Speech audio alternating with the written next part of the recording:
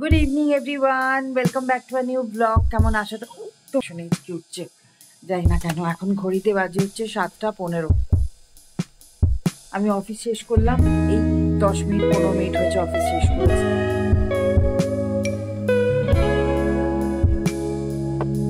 তো চলো, welcome back to a new blog. কেমন আছো তোমরা সবাই?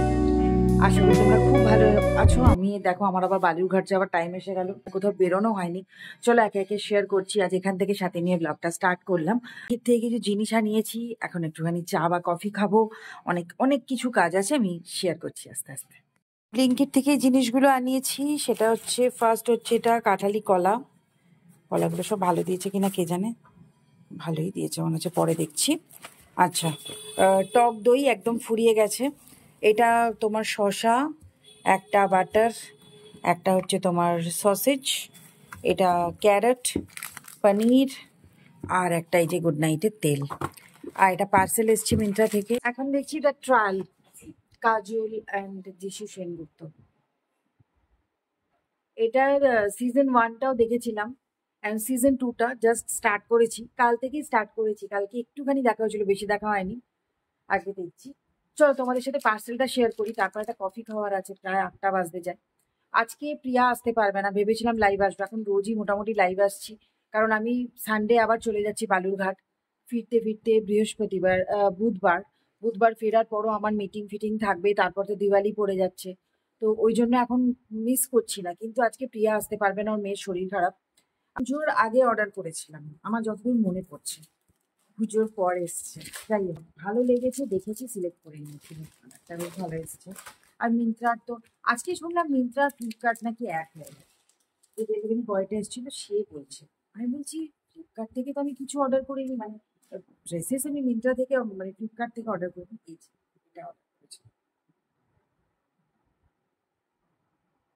নাইস, দেখতে তো সুন্দর, একবার পরে দেখতে হবে কিরকম। জিন্সের সাথে ভালো করে পরে আবার তোমাদের দেখাবো, বাট বেশ ভালো, খুব সুন্দর ফিটিংস। এটা জাস্ট ওপর থেকে পরে দেখালাম। এই যে কালারটা কি সুন্দর না? পেয়েছি জানো, অফার মানে 298-এ পেয়েছি। এটা প্যান্ট ফ্যান্ট দিয়ে যখন পরবো তখন অন্যরকম লাগবে, আপাতত এরকম গেট আপটা লাগছে। কেমন লাগছে জানিও। মিন্ত্রা থেকে নিয়েছি, যদি লিঙ্ক চাও দিয়ে দেবো, বাট আমি জানি না এখন আর ওই প্রাইসে পাবে কিনা, ওই প্রাইসেই পাবে কিনা জানি না।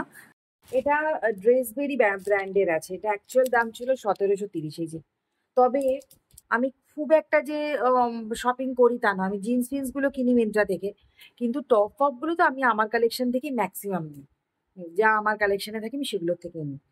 কখনো কখনো দেখতে ভালো লেগে যায় তখন অর্ডার করে দিই। এটা যেমন এই প্রিন্টটা, কালারটা খুব দেখতে আমার ভালো লেগে গেছিলো, যেন অর্ডার করে দিয়েছিলাম। আর রিমা ফিরুক, রিমা ফিরলে জিজ্ঞেস করবো, তারপরে যদি বলে তাহলে এক্সেলটা অর্ডার করে দেবো। চলো এবার একটা কফি খাওয়া যাক, আর ভালো লাগছে না। হাঁটুটায় মাঝে সাঝে যখন উঠতে ফুটতে যাচ্ছি না, এমন খটাং খটাং করে লাগছে। আমি কি হচ্ছে হাঁটুটাই বুঝতে পারছি না, খুব রেয়ার, মানে সব সময় যে হচ্ছে তা নয়, বাট মাঝে সাঝে এত খটাং করে। এখনই যখন হঠাৎ করে উঠতে গেলাম না, হাঁটুটা একদম খট করে একটা আওয়াজ হলো, হয়ে লাগলো। মানে খুব ডিস্টার্ব লাগছে। যাই বলি, জিমটা জয়েন করতে চাইছি, তার কারণ হচ্ছে জিম না করলে আরো বেশি আমার এমনি পায়ের স্ট্রেংথটা কম, তার উপর কতদিন জিম হচ্ছে না, কিছু না, তো সেটার কারণে। বি ব্র্যান্ড থেকে একটা দুটো, বি ব্র্যান্ডের সবসময় অফার চলতেই থাকে। তো আমার কন্ডিশন একটা শেষ হয়ে এসেছে, তার সাথে একটা সিরাম অর্ডার করেছিলাম। এবার আগের দিনকে যখন অর্ডার করেছি, সেটা ভুলবশত সিধা হ্যাপি ভিলায় করে দিয়েছি, মানে পুরোনো যেখানে থাকতাম সেখানে করে দিয়েছি। আজকে ওখানে গিয়ে গেল, তারপর ওটা আমি ক্যান্সেল করলাম। তার কারণ হচ্ছে উম, ওটা ক্যান্সেল করা যেত না, মানে একবার তুমি যদি অর্ডার প্লেস করে দাও তাহলে ওটা নাকি ক্যান্সেল করা যেত না। বলেছিল ম্যাডাম যখন যাবে জিনিসটা তখন আপনি ক্যান্সেল করবেন। তো অলরেডি ক্যান্সেল করে দিয়েছি। এবার দেখা যাক, মানে ওটা আবার ক্যান্সেল করার পর আবার নতুন করে অর্ডার করলাম। দুদিন দেখাচ্ছে আসতে, প্লেস করবো। আজকে রাত্রেবেলা খাবো হচ্ছে রাইস পেপার। তো রাইস পেপারের জন্যই সসেজ, চিকেন সসেজ আনিয়েছি। মা তো খাবে না, ওসব মায়ের রুটি আছে। আর আমি খাবো হচ্ছে রাইস পেপার। সেটা তোমার হালকা পেঁয়াজ, গাজর, একটু রসুন দিয়ে সটে করে নেবো। আর শসা কুচি আর পেঁয়াজ কুচি দিয়ে ওটা রোল বানিয়ে রাইস পেপার খাবো।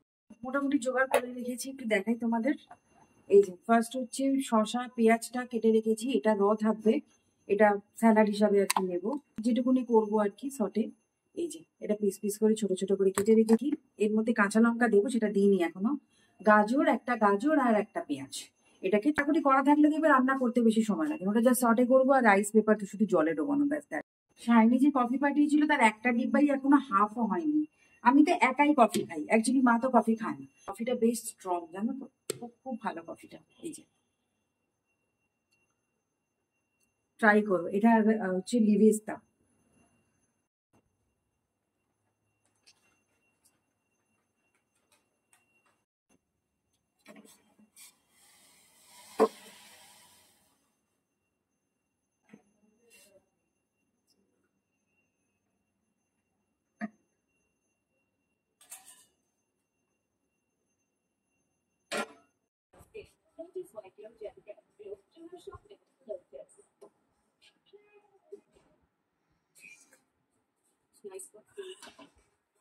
আমি তো বললাম যে আমি কি খাবো, তো দেখালামই তোমাদের। আর মা আবার এখান থেকে বাজার করে এনেছে। মা বোধহয় জানতো না যে টমেটো, এটা ফুলকপি এনেছে। এখন তো ফুলকপি বেশ ভালোই উঠেছে।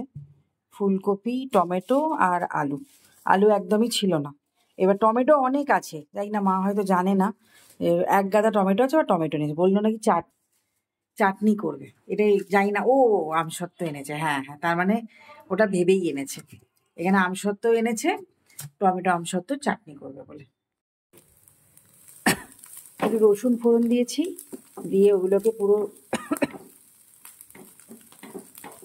কুচি কুচি করে এটা রেডি মোটামুটি।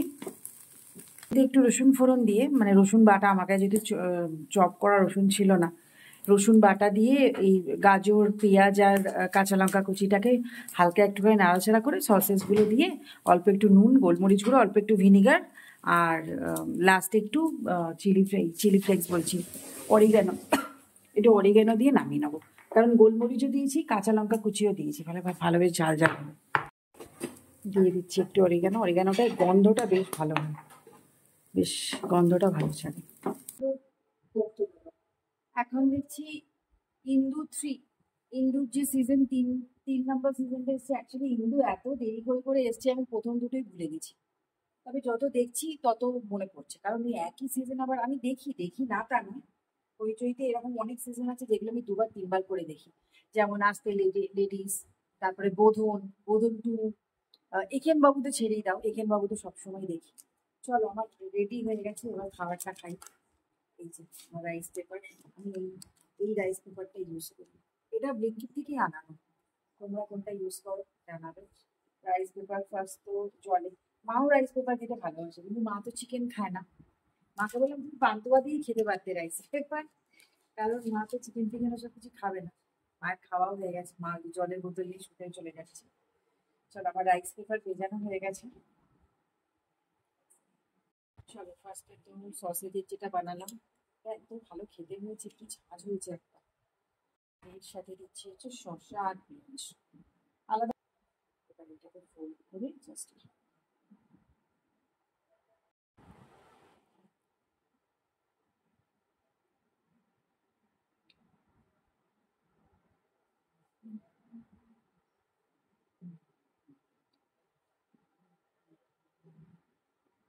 ওয়াও,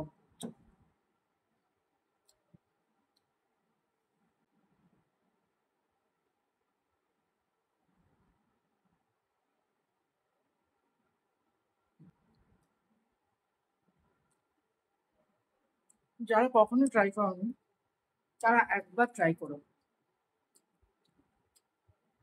একদম ভালোবাসা পড়ে যাবে।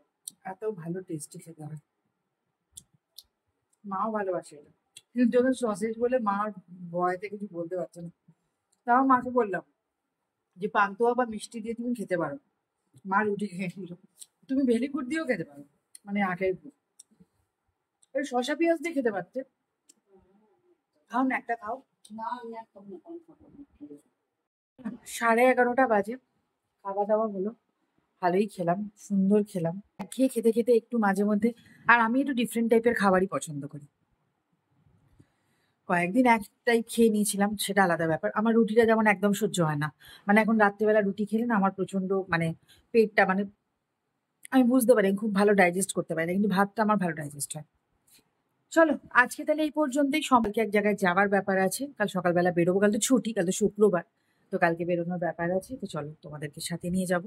তো আজকে এই পর্যন্ত, আবার দেখা হবে কালকে একটা নতুন ব্লগ। না আজকের মতো এখনের মতো tata, take care and good night.